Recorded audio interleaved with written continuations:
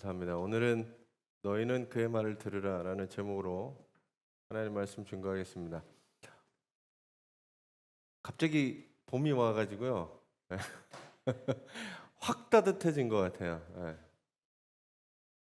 얼었던 그리고 추웠던 겨울이 이제 지나가고 봄이 옵니다. 봄이 오면 교회 앞에 이제 수선화랑 꽃들이 핍니다. 그래서 보니까 수선화들이 많이 올라왔어요. 네. 그래서 산수유도 지금 꽃망울을 피고 목련도 꽃망울을 폈습니다. 그래서 생명이 다시 소생하는 이 봄, 우리의 영혼도 소생하는 시기가 되시기를 간절히 바랍니다. 오늘은 3.1절 기념주일입니다. 교회력으로는 주현절이 마지막 주일이면서 이제 예수님의 순환과 죽음으로 가는 사순절을 앞두고 마지막 주연절기를 지킵니다. 마지막 주연절기는 저희가 변화주일로 지킵니다.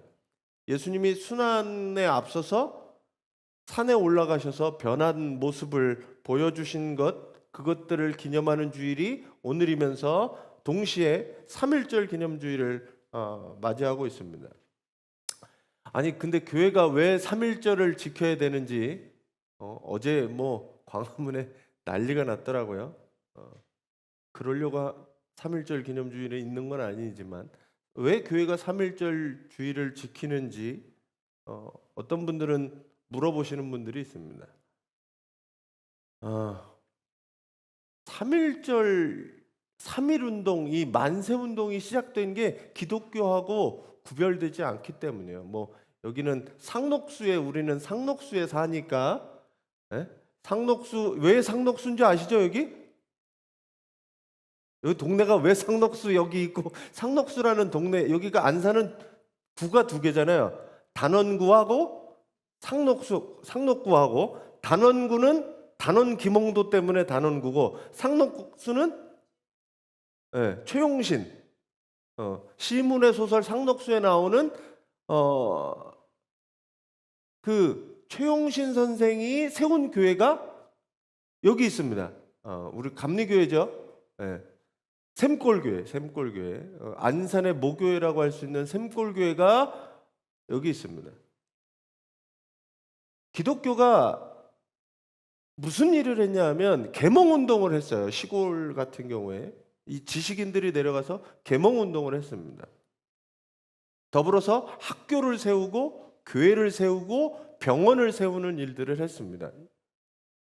이 기독교가 이 나라에 들어오면서 그 전에 불교와 유교가 이 일본의 식민지 정책에 대해서 대항하거나 뭐 이럴 수가 없었습니다.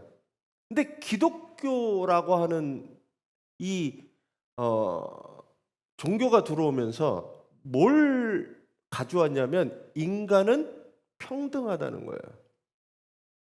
유교 사회는 우리가 알지만 유교 사회는 철저한 산업공상이 있죠.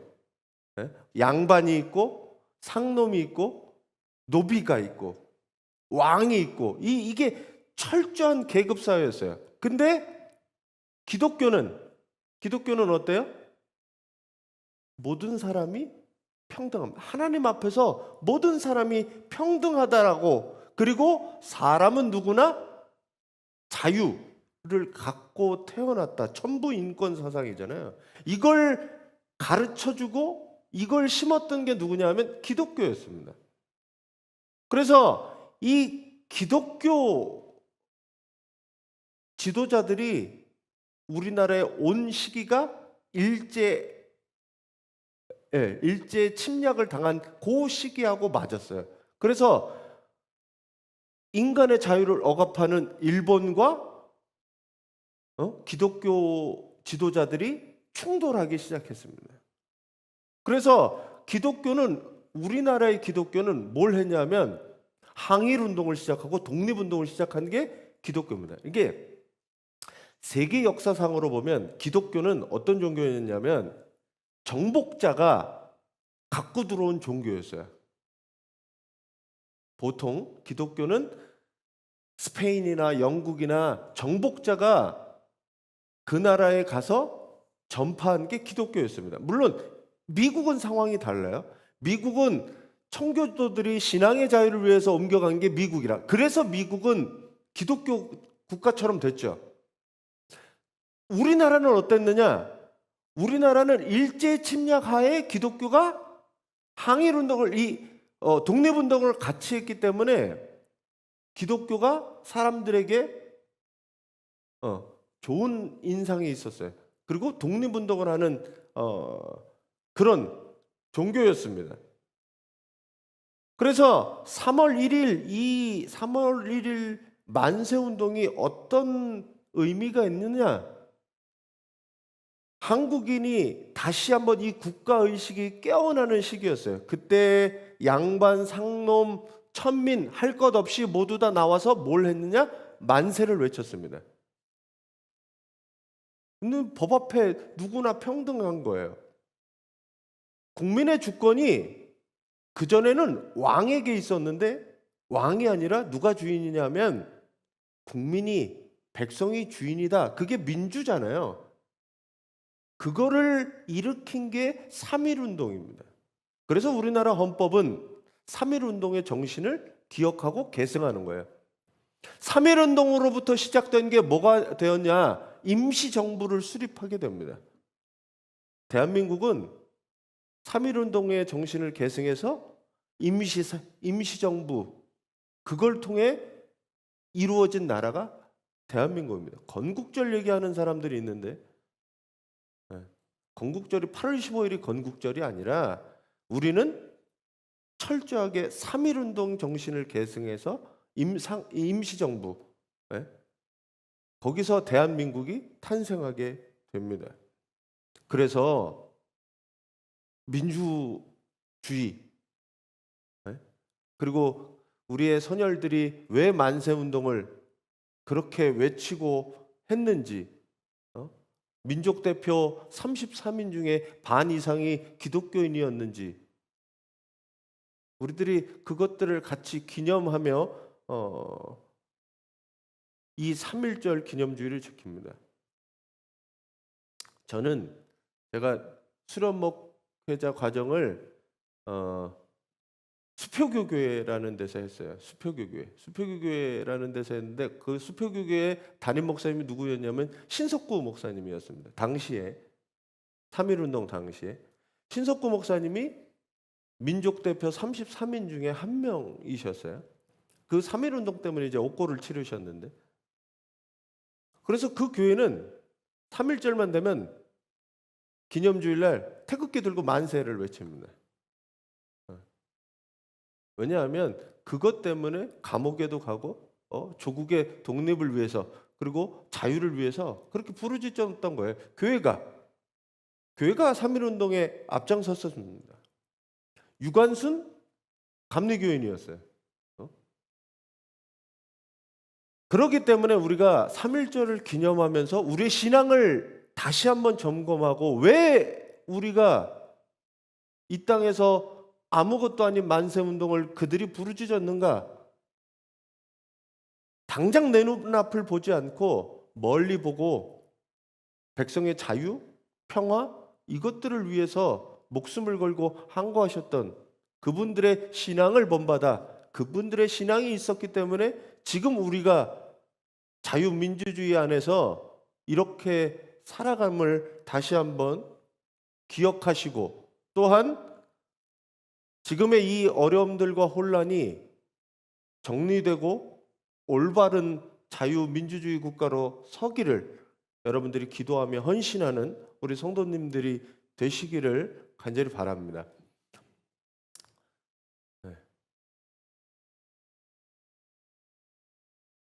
참 어른들의 신앙을 후손들이 담지 못하는 것 같아요. 다 따라가지 못하는 것 같아요. 하여튼 그 신앙을 우리가 다시 한번 기념하며 우리의 신앙을 점검하고 또 새로워지시는 성도님들이 되시기 바랍니다. 더불어서 오늘 이 변화산 이야기를 드리려고 합니다. 예수님이 이제 여기 이제 8일 만이라고 얘기를 했는데 8일 만에 가이사랴 빌립보에서 제자들과 이야기를 나누신 다음에 8일 만에 이제 산으로 올라가십니다. 산으로 올라가시는데 이 산이 무슨 산인지 정확하게 나오지는 않아요.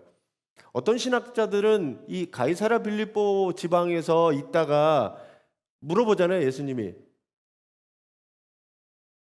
사람들이 나를 누구라 하느냐? 너희는 나를 누구라 하느냐? 이 질문이 가이사랴 빌립보에서 하거든요.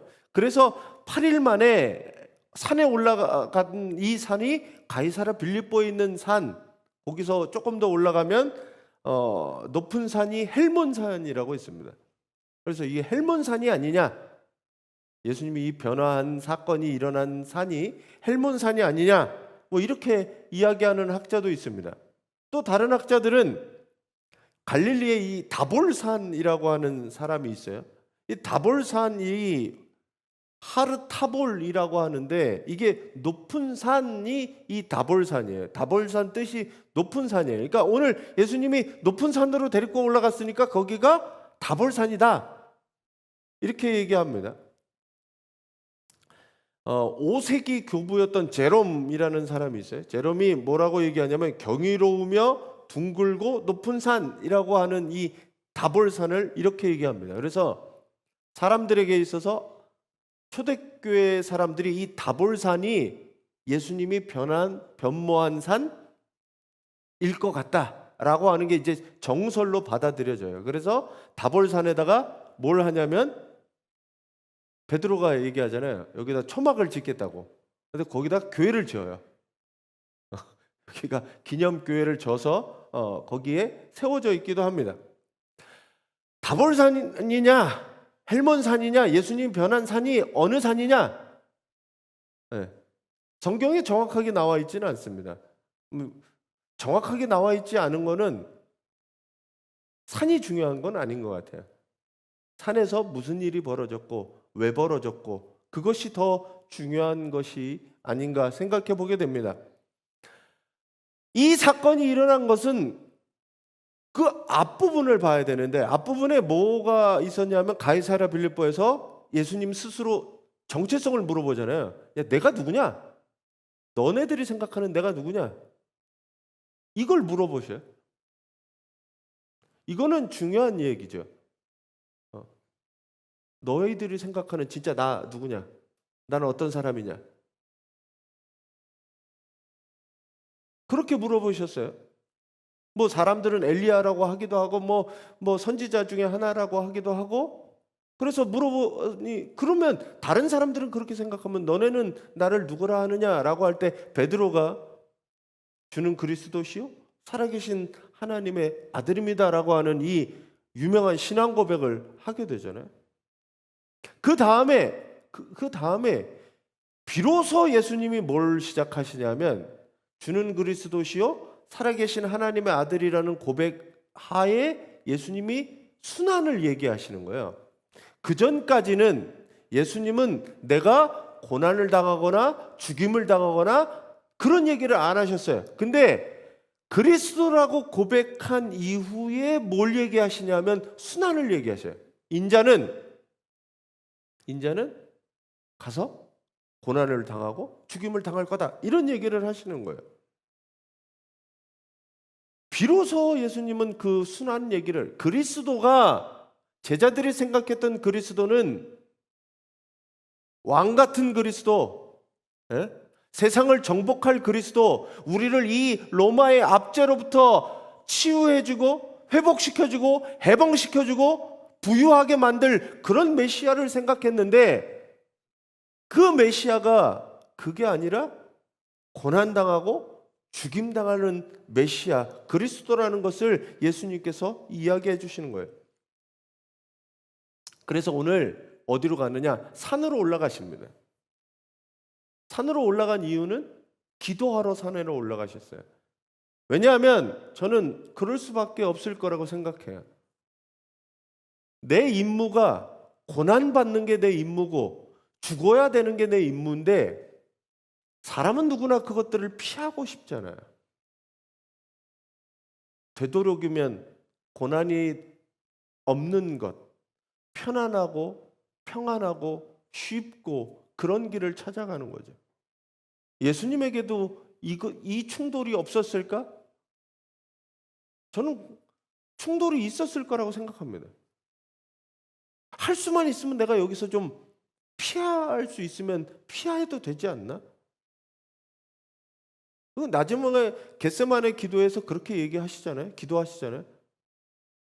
내가 이것 좀 피할 수 있으면, 이 잔을 내가 마시지 않을 수 있으면, 제가 볼 때 그 한마디는 수십만 번의 예수님의 고민이 들어있지 않았나 생각합니다. 그럼에도 불구하고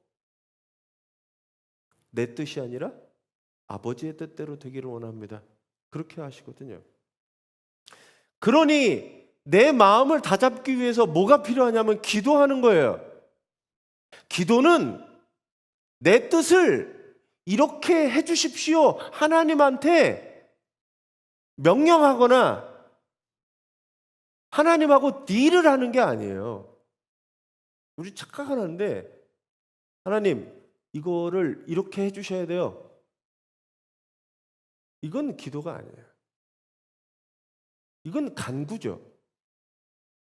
인간이니까 먹을 것을 구하고 내가 뭔가 평안을 구하고 그런 것들을 하지 말라는 얘기는 아닙니다. 진정한 기도는 그게 아니라 하나님의 뜻이 나한테 이루어지기를, 그리고 내가 그것을 감당할 수 있도록 하나님의 도움을 받기를 구하는 게 기도죠. 하나님의 우리의 도구나 도깨비 방망이는 아니잖아요. 내가 지금 누구하고 이야기를 하는지 돌아보셔야 돼요. 기도는. 그러니까 하나님을 내가 시키는 대로 해주는 하나님. 그러니까 하나님한테 까불면 죽는다는 얘기를 하는 거예요. 내가 원하는 대로 해야 되는 하나님. 누가 왕이에요? 누가 주인이에요? 예수님을, 하나님을 주인으로, 우리가 왕으로 그렇게 고백하잖아요? 누가 왕이에요? 그게 바로 교만이라는 거고, 그게 죄의 시작이라는 겁니다. 예수님은 수많은 생각과 고민 가운데 기도하셨어요. 내가 하나님의 뜻을 이루게 해달라고. 그래서 오늘 산으로 올라가신 겁니다. 기도하라. 이제 나에게 순환과 고난이 다가오는데 얼마나 두렵고 떨리겠어요. 기도하러 가셨어요. 자, 세 번역이 이렇게 되어 있습니다. 같이 한번 읽어주세요.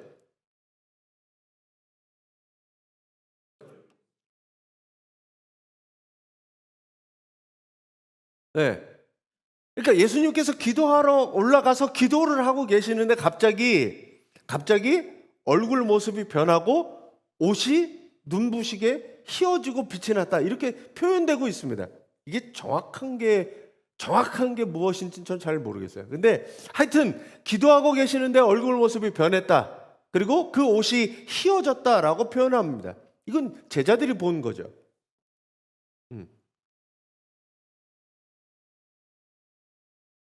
자, 저는 요거를 이제 상상하면서 생각을 해봐요. 그래서 베드로하고 이 세 제자가 올라가잖아요. 세 제자만 데리고 올라가셨으니까. 근데 기도하러 올라가셨는데 이 제자들이 뒤에 보면 졸고 있었습니다. 사실은 깊이 졸았어요. 기도하는데 기도 안 하고 잤어요. 자고 있는데 갑자기 예수님도 저기서 기도하시는데 갑자기 예수님의 모습이 변했어요. 그 전에 베드로는 뭐 했냐? 여기 오기 전에 예수님 고백했습니다. 주는 그리스도시고 살아계신 하나님의 아들이라고 고백을 했는데 그 고백이 지가 했는지 하나님이 했는지 잘 몰랐어요. 그리고 그 고백이 무슨 뜻인지도 잘 몰랐어요. 근데 내가 고백한 예수님이 어떻게 됐느냐? 그렇게 변하시는 모습을 보게 된 거죠. 야, 고백은 해놨지만 진짜 하나님의 아들인가 보다. 베드로가 느끼는 게 그거예요. 나중에 이 백부장이 예수님 돌아가신 다음에 그렇게 고백하죠. 그는 진정 하나님의 아들이었도다. 제가 볼 때 베드로의 심정도 이 광경이 저분 진짜 하나님의 아들인가 보다 라고 보는 순간이었다는 거죠. 그래서 뒤에 베드로는 지가 무슨 말을 하는지도 잘 모르잖아요, 나중에. 왜냐하면 이 황홀경 속에 들어갔어요. 저분이 내가 고백했던 그것들을 눈으로 보여주는 영광스러운 모습을 보여주시는 예수님을 바라보게 됩니다. 정말 하나님의 아들다움을 지금 보게 되는 거예요. 중요한 거는 예수님이 변해서 뭘 했느냐가 중요해요. 그 다음에 여기가 중요합니다. 여기. 이 말씀을 함께 나눈 사람이 누가 있었냐면 모세하고 엘리야였습니다. 모세하고 엘리야인지 어떻게 알아봤는지도 나와 있지 않지만 그냥 할아버지 모습일 텐데 하여튼 저분이 모세고 저분이 엘리야였어요. 예수님과 모세와 엘리야가 셋이 대화를 나누고 있었는데 무슨 얘기를 나눴나? 어제 뭐 먹었는지 이런 얘기를 나누진 않았을 거잖아요. 무슨 얘기를 나누는가 봤더니 성경은 이렇게 되어 있습니다. 개정개정이죠. 개정이라고 써놨네. 개역개정과 세 번역으로 보면 이렇게 되어 있어요. 개역개정에는 영광 중에 나타나사 장차 예수께서 예루살렘에서 별세하실 것을 말할세라고 되어 있습니다. 한글 성경에. 세 번역에는 이렇게 되어 있어요. 같이 한번 읽어주세요.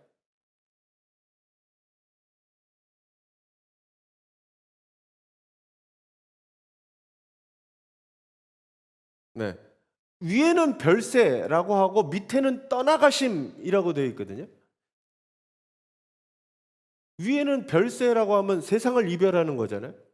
죽음에 대해서 얘기하고 여기는 떠나가심이라고 되어 있습니다. 그래서 이게 다르면 저는 원문을 찾아보게 돼요.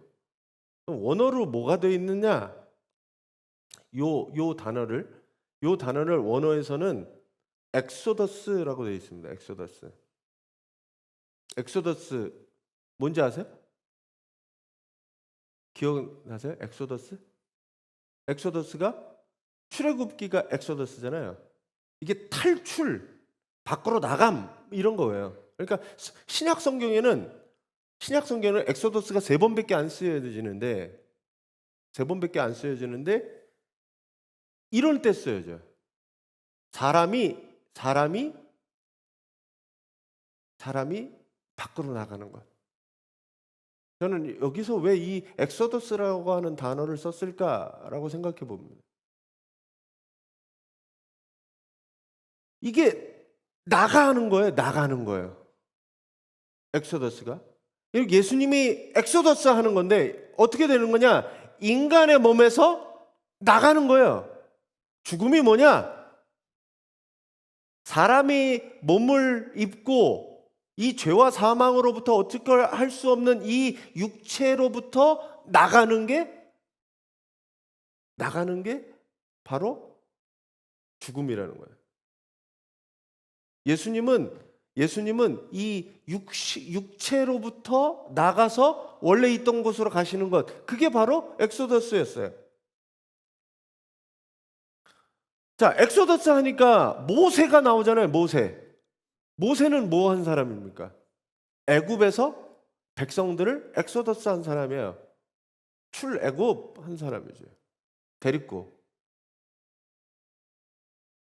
그리고 엘리야는 어떤 사람이냐? 엘리야는 구약에 보면 2사람만 죽음을 보지 않고 하늘로 올라가는데 그 중에 한 사람이 에녹과 엘리야입니다. 그러니까 엑소더스라고 하는 것들을 경험하지 않은 사람이었어요. 한 사람은 백성들을 이끌고 엑소더스 한 사람. 그리고 한 사람은 죽음을 보지 않고 하늘로 올라간 이 세 사람이 만나서 무슨 얘기를 하느냐? 예수님의 엑소더스를 얘기하고 있다는 거예요.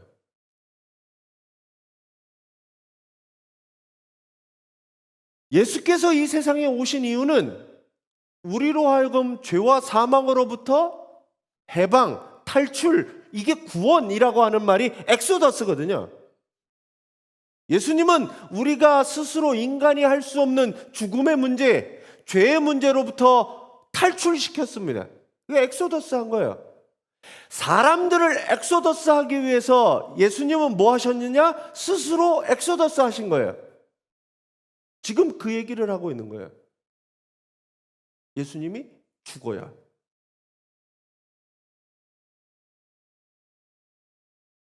예수님은 스스로를 죽음을 통해 이 엑소더스를 통해 사람들의 엑소더스를 시키신 분이라는 겁니다. 그래서 그리스도의 사명은 뭐냐? 죽어야 되는 거예요. 엑소더스 해야 되는 거예요. 제가 얼마 전에 세가족 교육하면서도 말씀드렸지만 세상의 신들은 어떻게 하느냐? 재물을 바치라고 합니다. 신은 잘못한 인간에 대해서 네가 재물을 바쳐서 신의 화와 신의 진노를 누그러뜨리는 일을 해요. 뭐 구약도 마찬가지 사실. 인간이 죄진 거를 양의 피나 소의 피나 소를 잡아서 바치는 거죠. 이게 방식이었어요. 우리나라도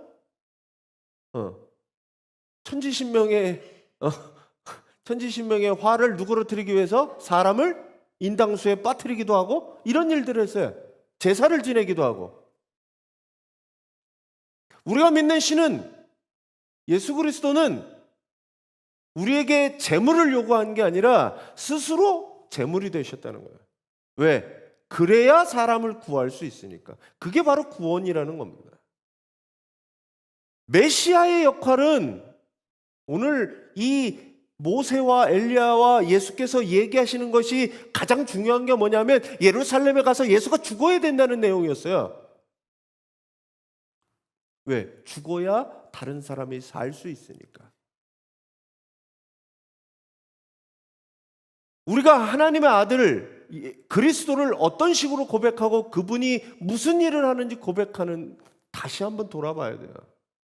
그분이 내가 원하는 대로 내 소원을 이루어주는 어떤 그런 분이 아니라 그분이 죄와 사망으로부터 우리를 엑소더스 해주시는 구원으로 이끄시는 분이 바로 메시아의 사명이라는 거죠. 예수 믿어서 부자가 되라는 얘기가 아니에요. 그래서 진짜 복이 뭐냐? 하나님의 나라를 소유한 사람이 진짜 복 있는 사람이다. 예수님 왜 그렇게 얘기했느냐? 이것 때문에 그래요. 당신의 영혼의 문제, 죽음의 문제, 죽음이 두렵지 않기에 십자가의 길을 걸어가는 거죠. 우리의 신앙의 선배들은 만세를 외친 거죠. 후손들의 자유와 평화를 위해서. 전 주님이 주시는 이 구원과 해방을 누리는 우리 성도님들이 되시기 바랍니다. 그분께서 나에게 해주시는 일은 예수님을 믿어서 나에게 되는 일은 죄와 사망으로부터 우리를 구원해 주시는 분이에요. 엑소더스 시켜주시는 분이라는 겁니다. 자, 그리고 넘겨주세요. 그래서 예수님 예루살렘에서 그 일이 있은 다음에 하늘에서 음성이 들리기를 뭐라고 얘기하냐면 이거 안 넘어가요. 네. 같이 한번 읽어주세요.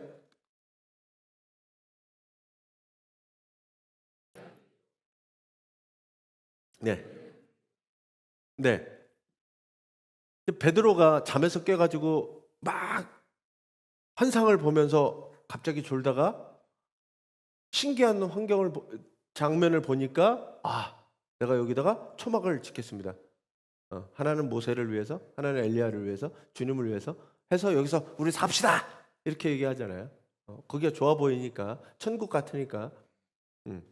근데 그런 얘기하는 순간 이것들이 모두 다 사라지고 하늘에서 음성이 들리는데, 이는 내 아들이요 내 택한 자라 라고 이야기하면서 너희는 그의 말을 들어라 라고 얘기합니다. 하나님의 아들, 예수 그리스도가 하나님의 아들이고, 그리고 그 음성을 하나님께서는 말씀해주고 있는 거라는 겁니다. 그러면서 저는 오늘은 이 마지막 문장에 제가 들려지는 음성이 있습니다. 너희는 그의 말을 들어라.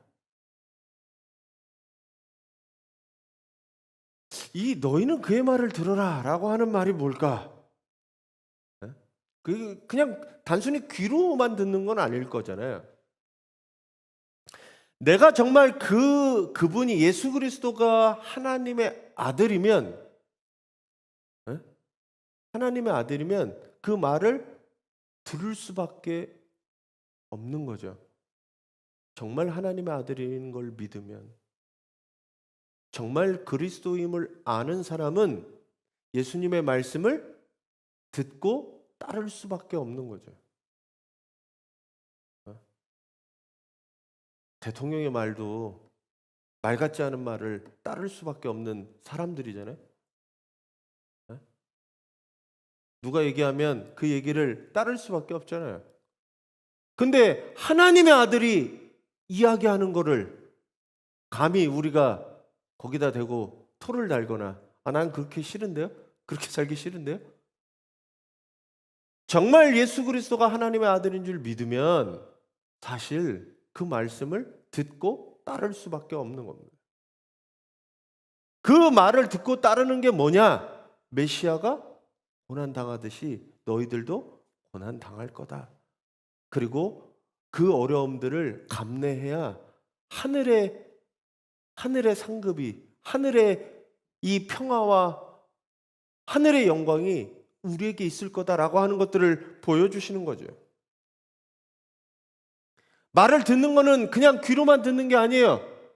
내 삶을 통해 그 말씀에 순종할 수밖에 없는 거죠. 예수께서 하나님의 아들이시며 우리의 구세주가 된다고 하신다면 말씀을 들을 수밖에 없습니다.